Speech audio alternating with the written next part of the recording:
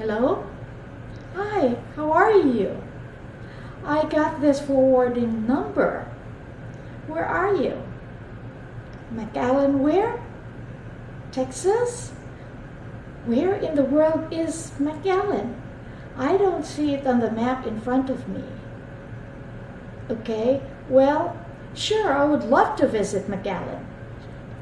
That was part of the conversation that transpired between me and my classmate in 1993. You see, my husband and I lived in California. We were enjoying our life there. We were surrounded with a lot of support since all of our folks lived close by. And we valued the fellowship we were experiencing with our church friends. Although my husband was driving 60 miles in traffic every day, I had the best job in the world, I thought. However, we felt something was amiss.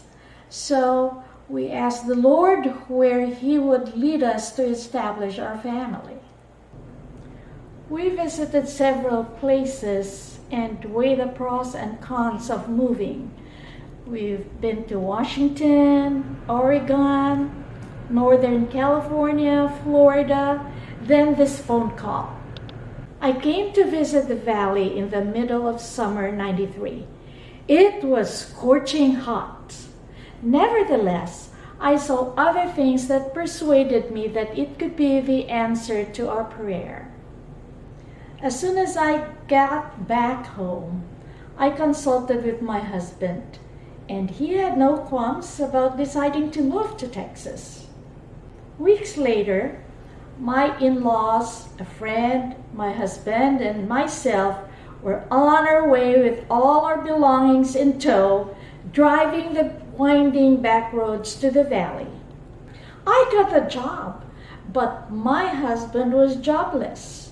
I don't remember us including that in our prayer. Anyway, it was a blessing that he didn't have a job right away since we were still adjusting to the place and our new lifestyle. We still had reservations about staying here, so I only signed up for a 2-year contract with my job, thinking we're going back to California in case things don't pan out. Fast forward 28 years later, we're still here in Edinburgh. We are still seeing all the evidences of our answered prayer in 1993. I am so thankful to God for leading us. We've been so blessed beyond measure. Let me just briefly dwell on some of the countless blessings we've received and are still receiving.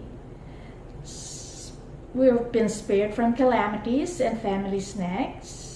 We enjoy the low cost of living, like lower prices of food. We've had good jobs and been blessed with a rewarding job, worked with remarkable people in an excellent working environment.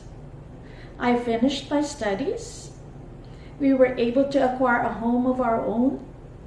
The church. My husband and I have seen the church evolve to where it is right now.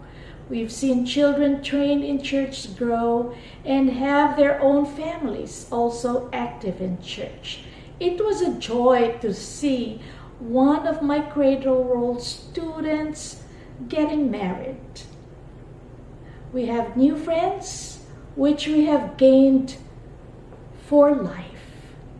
Dear brethren, you may be struggling about some issues in your life, such as making important decisions about where to settle, relationships, your career, your faith, your finances.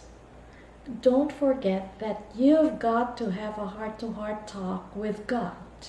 Here are 2 Bible verses that I would like to share with you. Colossians 4:2 says, "Continue earnestly in prayer, being vigilant in it with thanksgiving." Philippians 4:6 and 7 Be anxious for nothing, but in everything by prayer and supplication, with thanksgiving, let your requests be made known to God. And the peace of God, which surpasses all understanding, will guard your hearts and minds through Christ Jesus.